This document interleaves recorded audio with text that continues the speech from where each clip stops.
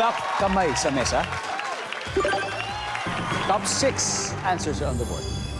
Name something na mula sa lalaki ang posibleng itapon o sunugin ng babae kapag nag-break sila. Kyle, Love letter. love letter. Di ba love letter pa ba ngayon? Meron pa rin. Mga handwritten pa rin na love letters. Andiyan ba ang love letters? Hindi. Ay, Nika. Something na mula sa lalaki na posibleng itapon o sunugin ng babae kapag break na sila. Mga photos po.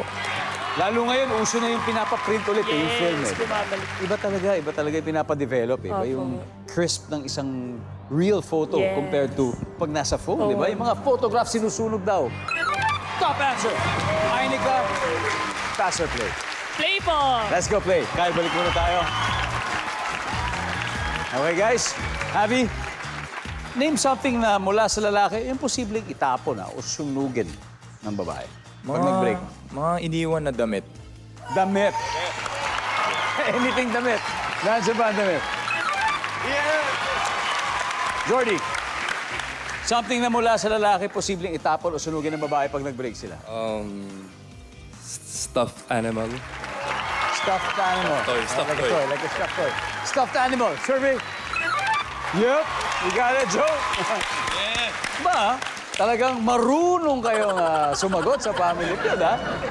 Name something mula sa lalaki, posibleng itapon o sunugin ng babae pag nag-break sila. Jewelry. Jewelry.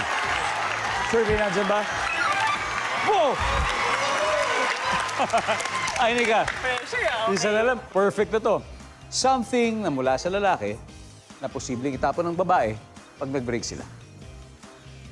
Bulaklak? Kasi usually kinikip po yun eh. Bulaklak. Nandiyan ba yan, survey?